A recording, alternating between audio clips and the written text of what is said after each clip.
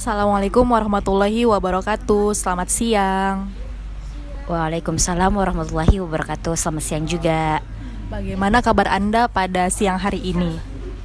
Alhamdulillah baik walaupun perasaan tidak baik-baik saja. Bagaimana perjalanannya tadi ke lokasi wawancara kita? Lancar, alhamdulillah. Oke, alhamdulillah. Saya pengen tahu bagaimana perasaan Anda sekarang. Kondisi perasaan. Kondisi perasaan baik-baik saja, cuman ada hal tadi yang bikin sakit hati.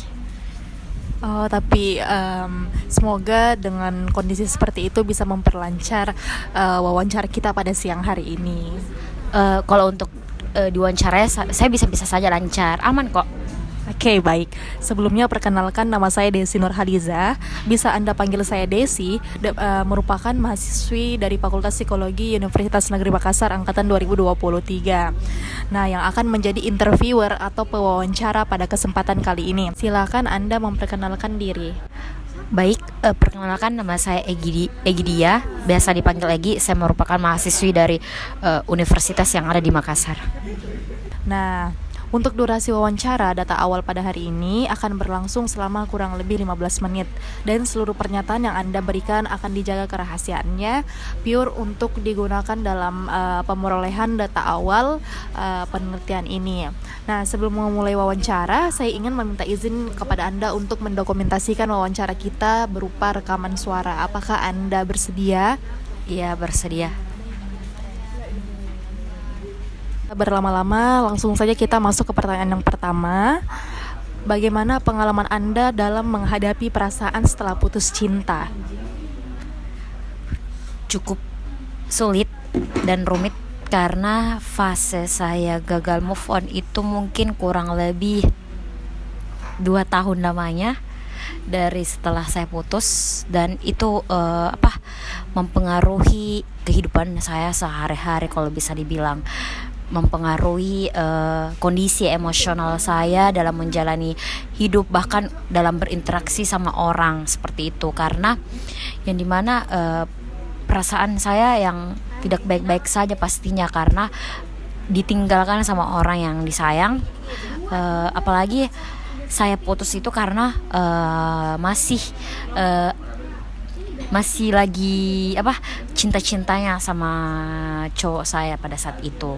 Jadi bisa dibilang tentu perasaan saya pada saat itu ya sangat tidak stabil, sangat tidak baik-baik saja, seperti itu. Oke, baik. Apa tantangan atau masalah terbesar yang Anda alami selama mengalami gagal move on tadi? Tantangannya itu karena saya harus mulai beradaptasi, membiasakan diri. Yang awalnya saya ketergantungan secara emosional terhadap pasangan saya, tapi setelah putus malah saya sudah tidak mendapatkan kelekatan emosional yang telah saya bangun kepada pasangan saya. Hal itulah yang mempengaruhi tantangan saya untuk bisa beraktivitas, menjalani hidup sehari-hari tanpa adanya pasangan saya. Apalagi bisa dibilang pasangan saya itu sudah sangat memenuhi kebutuhan emosional saya yang belum saya dapatkan mungkin dari orang tua ya pastinya. Nah, itu saya dapatkan dari pasangan. Nah, kemudian itulah yang membuat saya sulit untuk beradaptasi, dan itu menjadi tantangan saya selama mengalami gagal move on. Nah, masalah terbesarnya itu karena berusaha untuk beradaptasi dengan lingkungan yang tanpa adanya pasangan saya lagi, ya makanya bisa merubah sikap saya yang awalnya ceria, yang awalnya happy selalu, bahagia selalu, tertawa lepas kepada teman-teman, tapi pada saat putus cinta ya itu selalu murung, selalu sedih, bahkan dikit-dikit nangis. Padahal even di pesta yang menyenangkan itu tetap saya biasa selalu menyingkirkan dia, sehingga kadang merusak momen sih karena menangis. Oke, baik. Mengapa menurut Anda sulit untuk melepaskan hubungan yang sudah berakhir? Sebenarnya tidak sulit, tergantung siapa orangnya. Nah kebetulan kemarin kan hubungan saya yang sebelumnya itu saya sulit untuk melepaskan, merelakan dia, karena seperti yang tadi saya bilang, sudah terbangun kedekatan emosional saya terhadap mantan saya itu. Dia apa ya, secara tidak langsung itu memenuhi segala kebutuhan emosional, apalagi kan saya perempuan gitu, butuh yang namanya seseorang yang dapat diandalkan dalam hidup saya. Bisa dibilang hidup saya tuh ya bisa dibilang sepi. Apa-apa yang harus diusahakan untuk diri sendiri. Pokoknya tidak ada sama sekali dukungan emosional langsung dari keluarga. Jadi saya mencarinya ke pasangan saya. Nah kebetulan pasangan saya itu bisa memenuhinya. Jadi pada saat saya tidak bersama dengan dia, nah itu yang mempengaruhi saya untuk sulit untuk melepaskannya ya. Gimana lah kalau bisa dibilang melepaskan orang yang kita sayang gitu, apalagi sudah sangat terbangun chemistry-nya, terbangun perasaannya bersama, sudah banyak hal yang sudah dilewati, dan first experience saya ada semua pada dia. Jadi itu yang sulit membuat saya untuk merelakan dia atau bahkan melepaskannya dari hidup saya.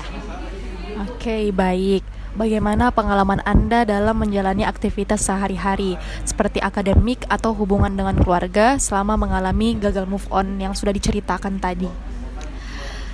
Parah sih, karena untuk menjalani aktivitas sehari-hari itu yang awalnya saya semangat selalu, energik selalu, itu malah down, dan itu sempat pernah bikin saya kambuh asam lambung saya, karena ya mempengaruhi mood makan, tidur tidak teratur, dan mempengaruhi saya juga untuk tidak semangat mengembangkan prestasi saya. Jadi sempat akademik saya menurun tentunya di awal-awal perkuliahan. Dan dari kalau keluarga ya ini juga hubungan dengan keluarga ini, mama saya sama si mantan saya itu sudah dekat ya, atau bisa dibilang mama saya sudah mendukung saya sama mantan saya, karena bisa dibilang mantan saya ya baik juga orangnya ya, pokoknya sangat baik lah, royal juga. Jadi pada saat saya sudah tidak bersama dia, ya sering dipertanyakan oleh mama saya, oh si itu mana, kok udah tidak pernah datang lagi sih, begini. Pokoknya selalu dipertanyakan isi keadaannya, keberadaannya. Ya otomatis itu yang sulit untuk buat saya move on, karena ya orang sekitar saya ya selalu menanyakan keberadaannya si mantan saya. Jadi ya itu yang kadang juga buat saya lama untuk bisa melepaskan dan melupakannya, seperti itu. Oke, baik. Apa yang telah Anda coba lakukan untuk mengatasi perasaan tersebut dan bagaimana hasilnya? Sejauh ini yang saya lakukan seperti kemarin-kemarin, seperti biasanya saya menyibukkan diri dengan berbagai kegiatan yang ada, sehingga kadang juga ada beberapa hal yang keteteran, dan menyibukkan diri menikmati waktu bersama teman-teman, entah itu pergi jalan-jalan kah dan sebagainya. Pokoknya sampai tidak membuat diri saya tuh sendiri, karena kalau sendiri kan pasti bakal terbayang-bayang lagi dengan bayangan mantan, atau mengingat lagi kenangan-kenangan bersamanya. Jadi sebisa mungkin saya butuh orang-orang untuk selalu ada menemani keseharian saya, seperti itu. Karena biasanya kan kalau kita happy bersama teman itu ya kadang dapat terlupakan sementara, walaupun kadang juga kembali relapse ya, apalagi mungkin ada sesuatu hal atau sesuatu momen yang mengingatkan saya kepada mantan saya. Kadang juga biasa seperti itu. Cuman ya sampai sejauh ini ya sudah mendingan lah, walaupun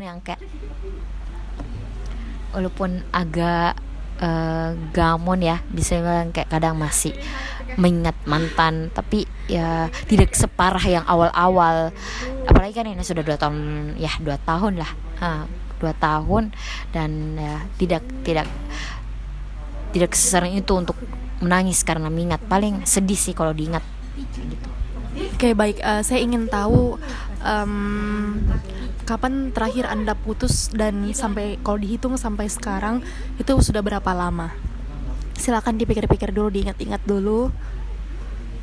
27 bulan Mei. Saya masih ingat sekali tanggal dan bulannya dan waktunya, karena saat itu karena ya sebuah kesalahpahaman dan permasalahan saya pribadi sendiri juga, dan mungkin mantan saya juga sudah tidak toleransi untuk memaafkan diri saya saat itu. Jadi ya itulah, apalagi sekarang kan saya sudah tidak satu lingkungan. Jadi itulah yang bisa membuat mantan saya dengan semudah itu untuk melepaskan saya, dan saya ya masih mengharapkan dia bahkan semua akses untuk saya ke dia itu sudah diblokir. Jadi tidak ada sama sekali akses untuk saya bisa hubungi, entah itu dari temannya atau dari siapapun, karena kapan saya ada akses ke situ ya pasti akan diblokir lagi. Oke, baik. Saya juga ingin tahu saat lagi rindu-rindunya nih, apa yang biasa Anda lakukan? Kalau rindu pasti ya menangis lebih tepatnya, sambil melihat kembali foto-foto atau video bersama dia, terus mengunjungi tempat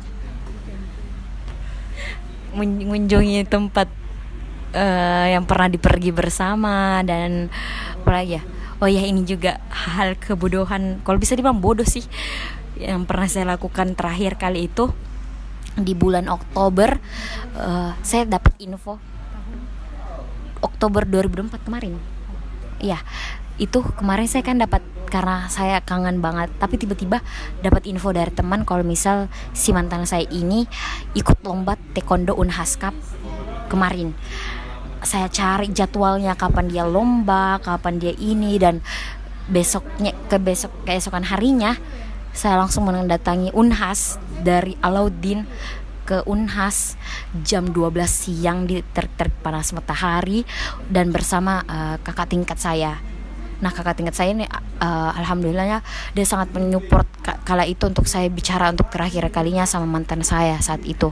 Nah, saya bela-belain datang dari Alauddin ke Unhas dengan siang bolong saat itu. Nah, hanya untuk mau lihat mantan saya, mungkin ya bisa dibilang terakhir kalinya saja, karena sudah betul-betul tidak ada harapan untuk kembali. Dan di situ saya lihat, oh ternyata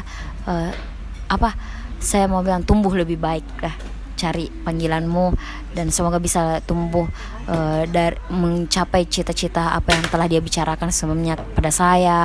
Apalagi dia kan memang dari dulu ikut taekwondo gitu, jadi saya turut bangga melihat pencapaiannya saat itu ikut lomba, dan dia melihat saya, tapi di situ tidak ada sama sekali hubungan kontak yang terbangun, mungkin bagikan orang asing yang telah mengenal satu sama lain, seperti itu. Dan tapi setelah pertemuan kemarin itu, lama-lama yang tervalidasi rasa kerinduan saya, karena mungkin sebelumnya ya saya pisah tanpa ada yang dibilang pertemuan, jadi kayak seperti itu. Oke, baik. Tadi putusnya itu tahun 2023 ya, bulan Mei. Betul. Oke, jadi sudah 1 tahun lebih ya. Saya juga mau tanya, masih sering nggak sampai detik ini Anda stalkingin mantannya Anda? Iya, jujur. Di TikTok paling sering, karena IG ya sempat saya memakai IG salah satu teman saya, IG fake-nya itu untuk stalker UKM taekwondonya, karena saya biasa ikut senang lihat progres dirinya. Saya memantaunya dari situ, terus saya lihat dari IG kelasnya, melihat dia bersungguh-sungguh kerja tugas. Terus saya lihat TikToknya, ya aku lihat dia sudah bahagia dengan cewek lain, cewek barunya ya. Saya lihat, terus ya saya stalking TikToknya, adakah postingan ulangnya mengarah atau mengingat sedikit pun tentang saya gitu. Tapi ternyata tidak ada, malah lebih postingan ulangnya tuh lebih ke cewek barunya. Sedih sih, apalagi saya sering dejavu. Nah ini juga masalah terbesarnya ini, saya sering dejavu atau Saya sering di Java setiap kali melihat ada orang yang vibes-nya atau bahkan mukanya yang mirip dia. Saya selalu kaget kalau misal di lingkungan yang ramai-ramai. Biasa saya selalu lihat kok orang yang mirip dia begitu. Jadi biasa kayak berharap kalau itu dia. Tapi lama-lama yang kayak saya sudah capek, tapi kadang juga masih berharap kalau dia kembali, tapi kadang juga berharap kalau dia tidak kembali. Kayak fase denial, kalau bisa dibilang ya, fase denial. Karena kadang saya juga bingung, karena kadang ikhlas, kadang benci, kadang masih berharap. Ya begitulah fase-fase orang denial, fase-fase orang gamon seperti itu. Apalagi kalau misal dilihat orang yang mirip dia, berharap itu dia, tapi ternyata bukan. Dan itu memang pertemuan terakhir di Oktober 2024. Jadi Anda sudah memutuskan untuk tidak menemui dia lagi atau berusaha berkontak lagi sama dia? Saya berharap di masa depan, atau mungkin entah itu di masa kapan, yang intinya bisa bertemu lagi. Tapi ya saya sebenarnya kalau bisa ya pasti sayang banget lah sama dia. Tapi kadang masih berharap ada sosok seperti dia lagi, karena ya kembali lagi sangat memenuhi apa yang saya mau. Masih berharap, tapi kadang juga kayak tidak mau kalau ada. Ya kayak gitu. Masih berharap, tapi kadang ada di suatu waktu yang kayak semoga tidak pernah ketemu di kebetulan manapun. Kalau boleh tahu kenapa alasannya?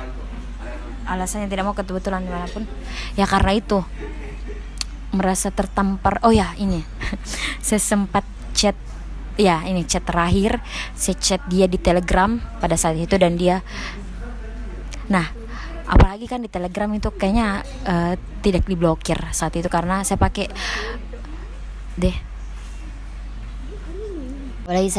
Telegramnya sepupu saya. Nah saat itu terhubung juga kontaknya si mantan saya di Telegram sepupu saya. Nah saya nggak tahu ya kemasukan apa malam itu, tiba-tiba tergerak sendiri tangan saya untuk long text minta maaf, walaupun saya tahu jawabannya apa. Tidak ada, bahkan untuk di-read iya, tapi jauh dibalas tidak sama sekali.